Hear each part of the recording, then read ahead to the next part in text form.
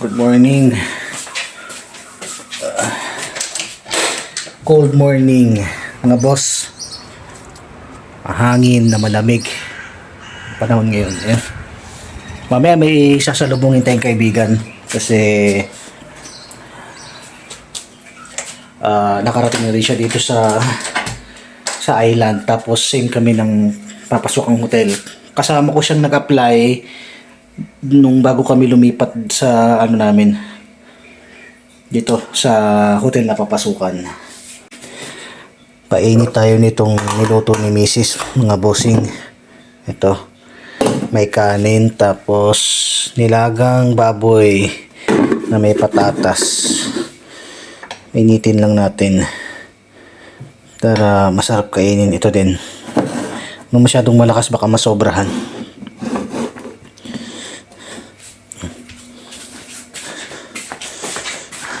Tinapay pa dito.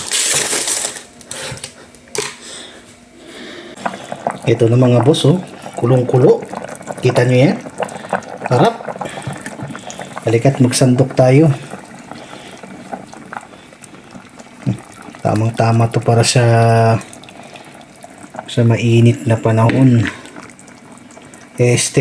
Malamig pala na panahon. Tapos pagod ka galing trabaho.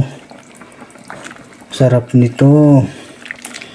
Siyempre, maraming salamat kay Mrs. dahil nagluto siya kahit pagod na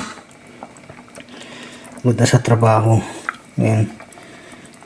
Siya po kasi ang nagluto niyan mga boss. Hindi ako makapagluto gawa ng late na ako nagigising. Let's go. Mainit. Kain tayo.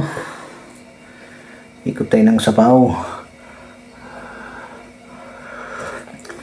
Sarap.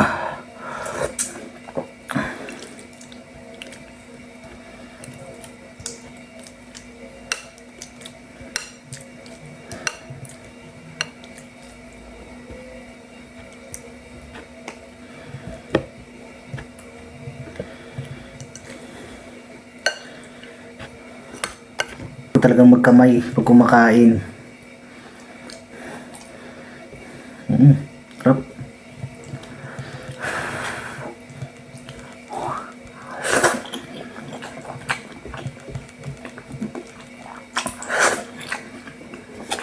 Panalo mga boss.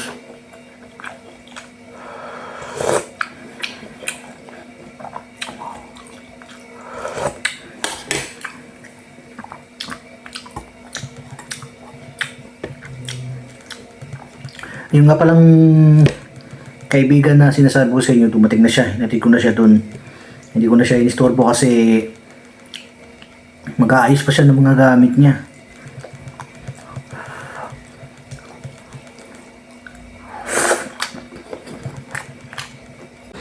Puntahan natin yung tropa. Mukhang nakabalik na ba siya. Mustahin lang natin kasi kararating lang din niya.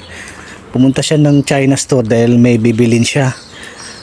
Dahil nga nakalimutan niya yung kanyang belt. Napakatahimik dito sa accommodation kasi hindi pa po dumarating yung ibang mga workers dito. Kulang na yung tao ng hotel. Kaya kami ngayon cancel day off pa muna. Pero okay lang kasi malaking bagay na sa amin. Wala pa siguro siya.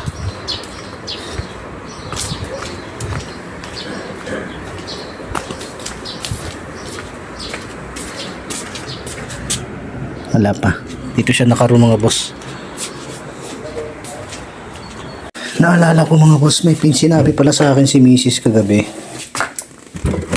Meron daw siyang ginawang dito sa rep namin. Minatamis. Titignan natin kung anong klaseng minatamis yung niluto niya. Ito, Graham to mga boss. Yan yung sinasabi niya sa akin na niluto pa niya. Ito, punong-puno. Grabe. Mamaya na natin kakainin kasi hindi pa siya nakakain. Mamit naman kung uunahin natin, hindi pa kumakain yung gumagawa. So saka na natin kainin siya, day off na lang siguro. Pasok na naman tayo mga boss. Makulimlim talaga yung panahon, sana wag namang umulan. Tapos brown out pa yung ano namin, yung kuryente, nawala ng kuryente. Kaya hindi ako nakapag-charge ng cellphone. Buti na lang may nalutong pagkain si Mrs. kagabi, yun ang ininit ko, yung sabaw na kinain ko kanina. O ngayon papunta na tayo dun sa waiting area para antayin yung bus. Dito na kami mga boss. Ito na lahat yung mga papasok ko, yung mga naglalakad. Papasok lahat yan, mga panghapon. Ang panggabi kasi dito mga boss, mga alas 4. Pagka alas 3 kahapon pa lang. Walang night differential yun. Yan. May mga tourist na rin. Makulimlim ang panahon. Sana wag naman umulan. Excuse me.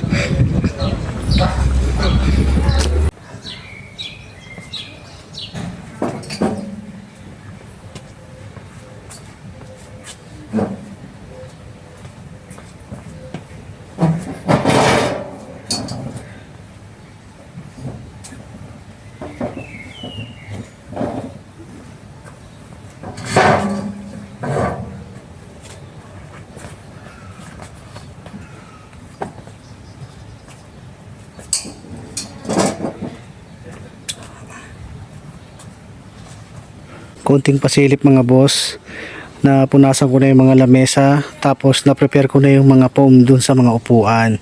So yan po ang araw-araw kong piniprepare dito. Tapos meron pa po yan dito sa loob. Ayan, dito sa loob i-prepare ko pa rin po yan. Ayan, hanggang dun sa loob, araw-araw po yan.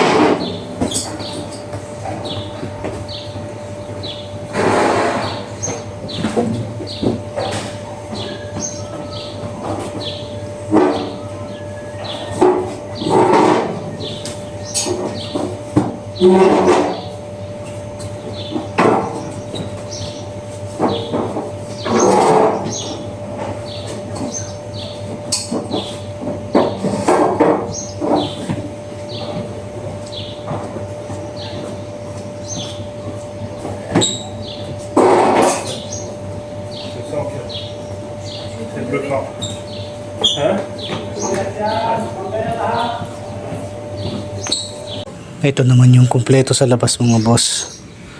Ayan na siya. Kumpleto na yan. Sobra na to. So, doon na tayo sa loob. Ganito na yung magiging itsura niya mga boss. Yung kalalabasan yan. Ayan. Yung buong buo na yan. Ganyan dapat. Ayan. Pati doon sa labas.